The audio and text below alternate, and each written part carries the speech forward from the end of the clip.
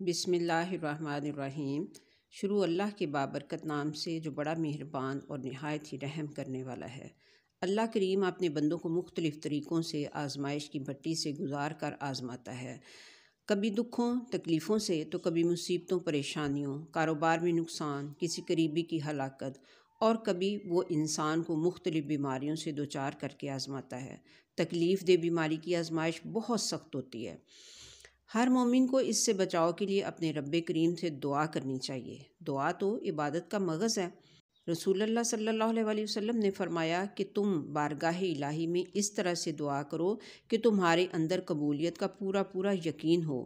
خوب سمجھ لو کہ غافل اور بے خبر دل کی دعا اللہ تعالیٰ قبول نہیں کرتا، یعنی کہ دعا ایک ایسی پرتاثیر دوا ہے جو یقیناً نفع دیتی ہے اور مرض کو دور کرتی ہے، لیکن جب دل غافل ہوتا ہے اور اللہ تعالیٰ کی جانب سے بے خبر ہوتا ہے تو دعا کی قوت بیکار ہو جاتی ہے۔ جب دعا کے وقت قلب پوری طرح سے اللہ تعالیٰ کی طرف متوجہ نہیں ہوتا اور طبیعت میں مکمل طور پہ حاضری کی کیفیت نہیں ہوتی تو اس وقت دعا کا حال ایک ڈھیلی کمان جیسا ہوتا ہے، یعنی ڈھیلی کمان سے جو تیر پھینکا جاتا ہے وہ اپنی کمزور رفتاری کی وجہ سے صحیح نشانے پر نہیں پہنچتا۔ دعا کی قبولیت میں رکاوٹ کی اور وجوہات بھی ہیں کہ جیسے حرام کھانا، دوسروں پر ظلم کرنا یا دلوں پر گناہوں کا میل چڑھ جانا بھی بہت بڑی وجہ ہے۔ حضرت ابوذر رضی اللہ عنہ فرماتے ہیں کہ تھوڑی دعا بھی نیکی کے ساتھ اس طرح سے کافی وافی ہو جاتی ہے کہ جس طرح سے تھوڑا سا نمک کھانے کے لیے کافی وافی ہو جاتا ہے۔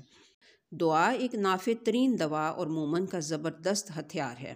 دعا بلا اور مصیبت کو دور کرتی ہے اور اس کی دوا اور علاج کا کام کرتی ہے۔ اگر بلا اور مصیبت اتر چکی ہے تو دعا اس کو پست اور ہلکا کر دیتی ہے۔ رسول اللہ صلی اللہ علیہ وسلم نے فرمایا کہ تقدیر سے بچنا ممکن نہیں، اور دعا جو مصیبت آ چکی ہو اور جو ابھی تک نہیں آئی اس میں بھی نفع دیتی ہے، اور مصیبت جب اترتی ہے تو دعا اس کا مقابلہ کرتی رہتی ہے اور روز قیامت تک دعا اور مصیبت آپس میں جنگ کرتی رہتی ہیں۔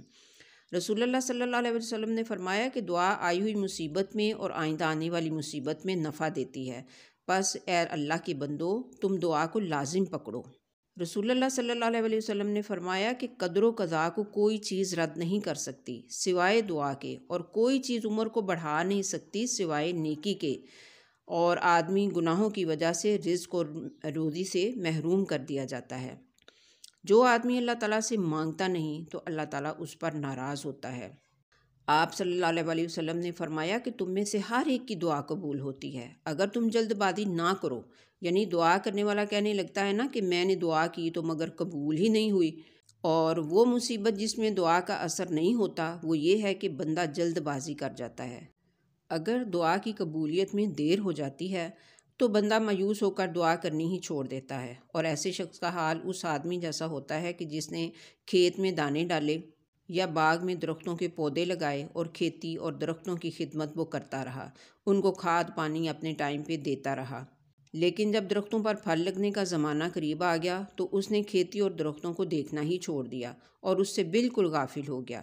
تو رسول اللہ صلی اللہ علیہ وسلم نے فرمایا کہ بندے کی دعا قبول ہوتی رہتی ہے جب تک کہ وہ گناہ اور قطع رحمی کی دعا نہ کرے اور جلد بازی نہ کرے۔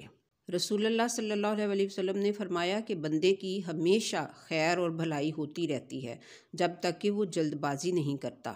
اکثر اوقات ایسا بھی ہوتا ہے کہ کچھ لوگوں کی دعا بہت جلد قبول ہو جاتی ہے، اور یہ اس لیے قبول ہو جاتی ہے کہ وہ لوگ سخت ضرورت مند ہوتے ہیں اور اس ضرورت کی وجہ سے ان کے اندر ایک اضطرابی کیفیت پیدا ہو جاتی ہے، اور مکمل اضطرابی کیفیت کے ساتھ جب وہ دعا مانگتے ہیں تو دعا قبول ہو جاتی ہے۔ یا پھر یہ بھی ہوتا ہے کہ دعا کرنے سے پہلے ان سے کوئی بڑی نیکی ہوئی ہوتی ہے، یا پھر اسی قسم کا کوئی اور بھلائی کا کام ان کے ہاتھوں سے ہو جاتا ہے کہ اللہ تعالیٰ کی بارگاہ میں دعا جلدی قبول ہو جاتی ہے، اور نیکی کا بدلہ دعا کی قبولیت کی صورت میں دے دیا جاتا ہے۔ یا یہ بھی ہوتا ہے کہ دعا ایسے وقت میں کی گئی ہو کہ جو قبولیت کا وقت ہوتا ہے۔ بعض لوگ یہ سمجھنے لگتے ہیں کہ دعا کی قبولیت کا سبب صرف دعا کے الفاظ اور کلمات ہی ہوتے ہیں، اور وہ ان الفاظ اور کلمات پر ہی تکیہ کر لیتے ہیں، اور وہ تمام اسباب اور وہ تمام باتیں چھوڑ دیتے ہیں جن کی وجہ سے ان کی دعا قبول ہوئی تھی، جبکہ دعا کا فائدہ حاصل کرنے کے لیے دیگر تمام امور کی بھی ضرورت ہوتی ہے۔ دعا اور تعوذات، یعنی وہ دعائیں جن میں اللہ تعالیٰ سے پناہ مانگی جائے، اس اسلحہ کی طرح ہیں جو تیز دھار بھی ہو اور بما سپاہی بھی ہو۔ یعنی جب خنجر اور تلوار کی دھار تیز ہوگی اور اس میں کوئی نقص نہیں ہوگا اور اس کو چلانے والے بازو بھی طاقتور اور مضبوط ہوں گے اور کوئی رکاوٹ بھی نہیں ہوگی، تو وہ ضرور دشمن کا کام تمام کر دے گی۔ اور اگر تینوں باتوں میں سے کوئی ایک بات بھی مفقود ہوگی تو ہتھیار یقیناً ناکام ہو جائے گا۔ اسی طرح سے اگر دعا بھی اچھی نہیں ہوگی، یا دعا کرنے والے کا دل اور زبان ایک نہیں ہوں گے، یا دعا کی قبولیت میں کوئی دوسری چیز رکاوٹ ہوگی، تو دعا کا اثر نہیں ہوگا۔ اللہ تعالیٰ سے دعا مانگتے وقت اس طرح سے دعا مانگیں کہ جیسے بچہ اپنی ماں سے اپنی بات منواتا ہے۔ مطلب دعا مانگنا سیکھنا چاہتے ہیں تو ایک بچے سے سیکھیں۔ جب ایک معصوم بچہ مچل مچل کر اپنی ماں سے اپنی بات منواتا ہے اور ماں جو اس کی اس بات کو ماننا ہی نہیں چاہتی، تو وہ کہتی ہے کہ تم نے تو مجھے اتنا مجبور کیا ہے کہ میں نے تمہیں تمہاری مطلوبہ چیز دے ہی دی ہے۔ اسی طرح سے ہم نے بھی اپنے رب سے مانگنا ہے اور اسے رو رو کر پکارنا ہے۔ ہمیں اپنے رب سے ہی تعلق جوڑنا ہے۔